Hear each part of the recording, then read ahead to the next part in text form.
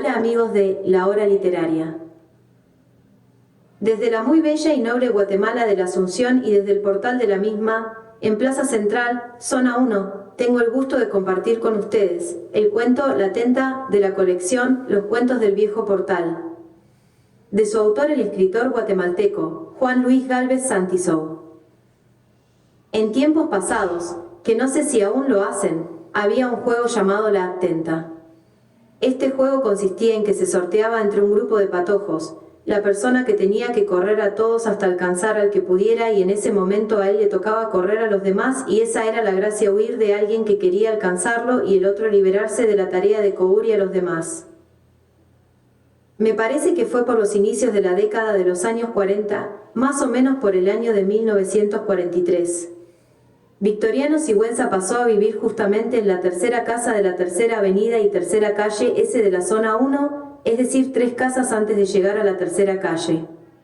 Limitando con el Templo de la Recolección había un callejón que corresponde hoy a la 2 Avenida A, y allí vivía doña Frígida, viuda de Palala, que por ese tiempo tenía una panadería muy surtida y era muy amiga de la madre de Victoriano. Su esposo era un militar de bajo rango que había muerto en el fusilamiento colectivo que realizó Jorge Ubico, donde murió el licenciado Fuentes Aguilar, militares de bajo rango y otras personas civiles. Doña Frígida tenía 4 hijos, me parece, entre ellos Georgito, el más pequeño, y con Victoriano estudió los primeros años a la escuela.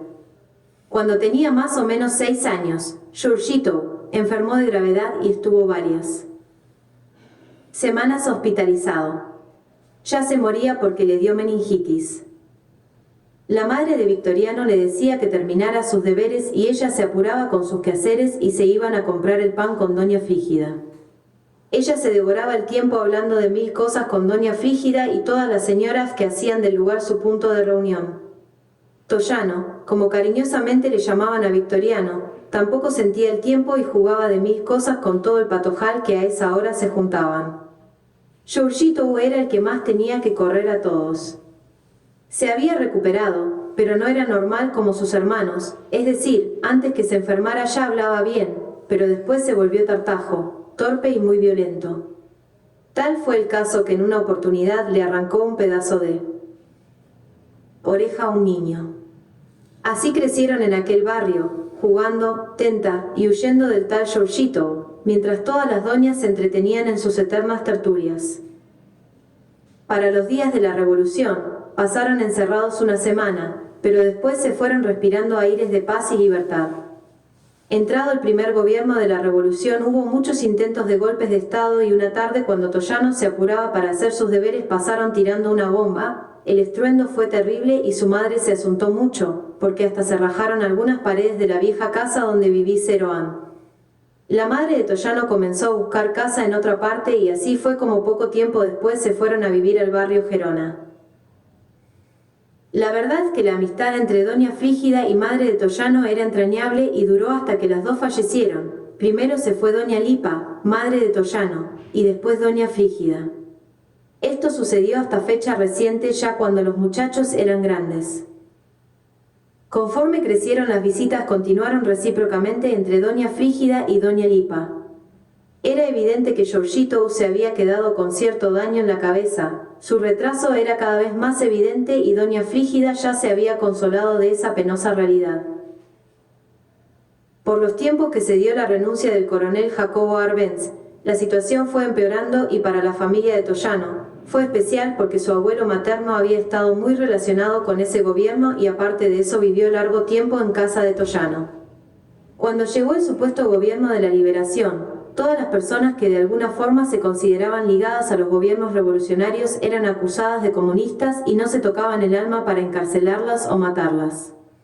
Entonces las únicas soluciones eran o esconderse o irse al exilio. La familia decidió esconderse, pero para buena suerte nunca les pasaron coco, porque los hermanos, su vida era hacer como si estudiaban y fregar la pita. El padre de Toyano era un lector asimilado y al parecer se había quedado trabado en la revolución bolchevique de 1917. Solo de eso hablaba. Del trabajo a la casa y solo se levantaba de su sillón para comer e ir al baño. Era como si se metiera en los libros y cobrara protagonismo real, esa era Su vida, leer, leer, leer. Y doña Lipa, como todas las madres, apenas le daba tiempo de respirar con todas las cosas que hay que hacer en la casa. Para 1958 ya habían matado al caudillo de la Liberación y posterior presidente de Guatemala. Gobernaba Miguel Ydígoras Fuentes, personaje de oscura historia. Para ese entonces Toyano tenía los 21 años y en una oportunidad su madre le comentó que había vuelto a tener comunicación con doña Frígida y ésta le había contado que a Giorgito había tenido que hospitalizarlo en el hospital neuropsiquiátrico hacía varios meses. Efectivamente, Giorgito ya no era aquel niño que corría como locomotora y sin cansarse. Había crecido enormemente. Doña Lipa le enseñó algunas fotos recientes y era asombroso. ¿Cómo puede cambiar una persona tanto? Media casi el 1,90 metros y lo peor, había perdido completamente el juicio y se había convertido en un ser violento y peligroso, por lo que se vio en la necesidad de hospitalizarlo en dicho centro, como ya dije antes. Toyano perdió la pista de todo eso porque por algún tiempo se fue de su casa. Se enamoró profundamente de un estudiante que participaba en grupos contrarios al gobierno de Ydígoras Fuentes y estaban formando un movimiento revolucionario con la intención de derrocar a este funesto gobierno. No tenía ninguna ideología, no le interesaban los estudios ni nada, solo era una especie de aventurero y medio vago. Sin embargo, Susana, la novia, le gustaba mucho, le cautivaba hasta el final de todo. En una oportunidad estuvieron a punto que los mataran en una balacera y como ella se tuvo que ir a México a una especie de adiestramiento, o algo así, él se fue de metido. Regresaron de México a principios de mayo de 1960, ya con ganas de salirse de ese alboroto, porque lejos de su casa comprendieron muchas cosas y Susana estaba embarazada. Fue a buscar a su madre y ésta le dijo que le desconocía como hijo y que era la oveja negra de la familia, que le diera vergüenza, que todos sus hermanos eran profesionales y él el único burro. Toyano esperó que se desahogara y cuando se quedó callada se acercó y con sus brazos la agarró fuertemente y le dio muchos besos. La vieja era así. El secreto era esperar que se desahogara y ya lo perdonaba todo. Sin embargo, al ver a Susana y la gran panza, le hizo que le prometiera que trabajaría para ser un hombre de bien. Susana continuó con su ideología, pero con casi nada de actividad, más se dedicó al cuidado de Bebe. Toyano comenzó a trabajar en el Hospital General como mensajero y con su esposa e hija vivían en casa de su madre. Ella estaba muy tranquila que por fin, su hijo, había sentado cabeza. La mañana del 14 de julio de 1960, cuando Toyano llegó muy temprano al Hospital General, todo era un caos. La primera avenida llena de gente, sirenas de ambulancias y enfermos que eran casi arrastrados por algunos enfermeros. Al sentir el olor a carne quemada le dio un enorme dolor, al ver que era el manicomio, que para ese entonces quedaba donde hoy está el parqueo del Hospital General, el que había ardido en llamas. Las escenas de enfermos mentales gritando por el dolor de las quemaduras eran horribles. En él. Hospital todo era una verdadera tragedia y en la morgue se contaban en gran número los muertos que hasta en los patios los pusieron. Toyano estaba estúpido, pensó que era una pesadilla. Al recuperarse de la impresión se le llenaron los ojos de lágrimas al recordarse de Giorgito. Se puso a ayudar en todo lo que podía, pero vio que lo que más se necesitaban eran médicos.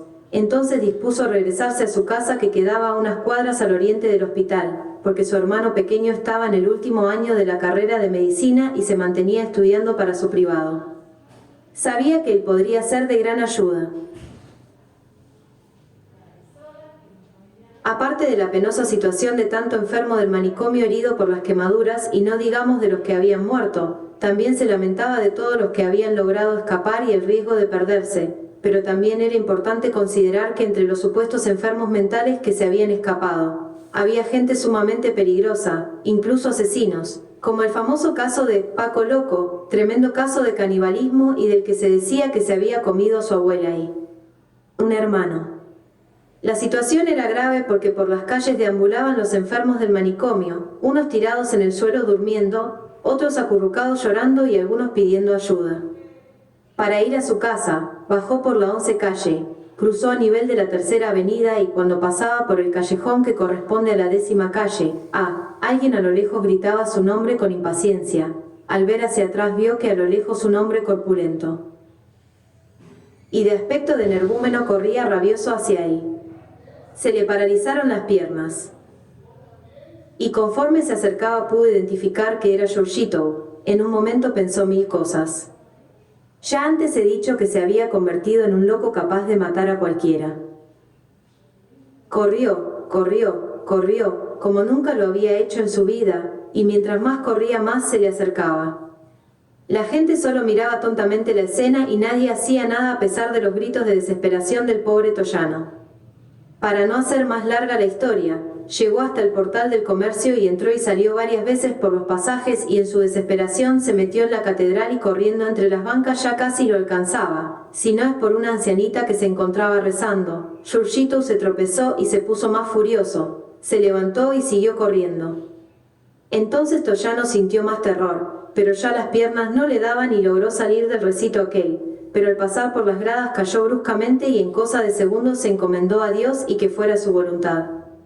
Entonces el rabioso monstruo rugiendo en sus babas se le dejó ir encima y me dijo: «La llevás».